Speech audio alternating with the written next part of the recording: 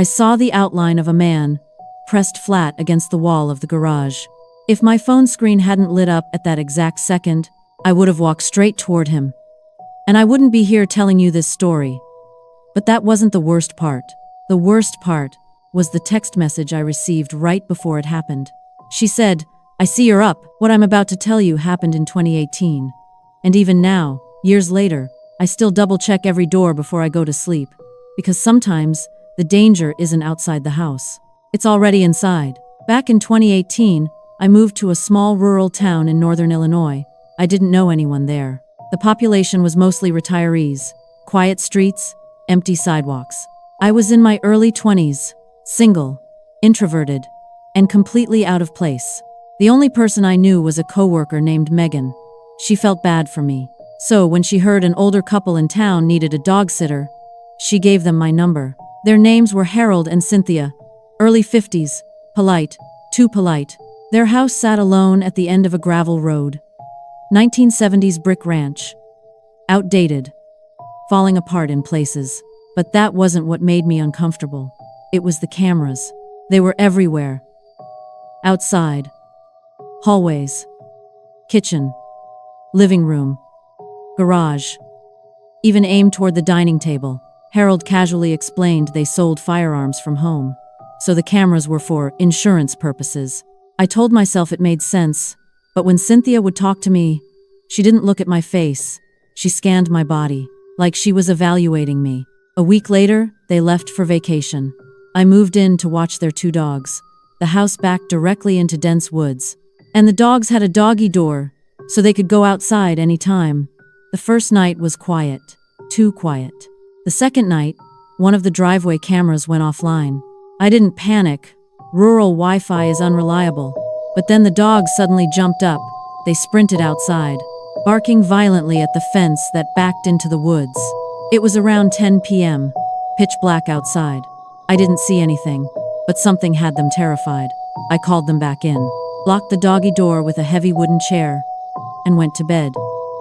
The next morning, the dogs weren't in the room. I walked outside. They were already in the yard.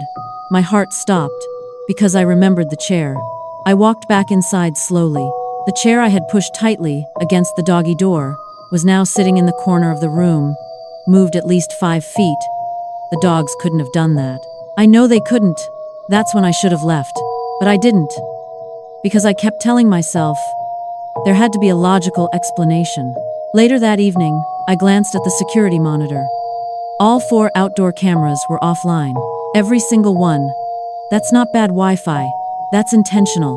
I texted Cynthia. No response. Around midnight, the dogs rushed toward the back again. Seconds later, I heard something fall inside the house. Not outside. Inside. I locked myself in the living room. Knife in one hand, phone in the other. Then I received a text. "Don't worry about the cameras. You're safe." I never said I felt unsafe. How did she know?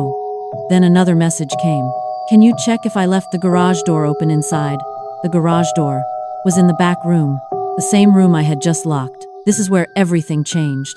Because as I stood in the hallway, trying to decide what to do, my phone lit up again. "I see you're up. Can you please check?" I froze. They had cameras in the hallway. They were watching me, in real time. I slowly unlocked the back room door. The garage entry was open, completely dark inside. I stepped forward. Then my phone screen lit up with a notification. And for half a second, the glow revealed something beside the doorway. An arm, pressed against the wall, attached to a man hiding in the shadows. Fight or flight doesn't feel like a decision. It feels like your body hijacks you. I ran. I slammed the door, grabbed my keys, ran out the front door. As I started my car, the garage door began lifting. Slowly. Halfway up. My headlights flooded the space. And there he was. A grown man, crouched behind a box, watching me. I drove straight to the police station, shaking, crying. They searched the house, garage door open, but no sign of forced entry, no one inside, no footprints, nothing. 20 minutes after the officers left, Cynthia texted again. "Plans changed. We're coming home early. You can leave." No mention of the man, no concern, nothing. I packed immediately. As I drove away, I saw a car with no headlights pull into their driveway. I texted her. "Someone just pulled in," she replied instantly. "I know." That's when it hit me. They had never left town. The dogs barking at night were probably barking at them. Driving behind the property through the woods, they shut off the cameras. They pressured me to open the garage. They were setting me up. For what? I don't know, and I don't want to know. I'm 30 now, and I still think about how close I was.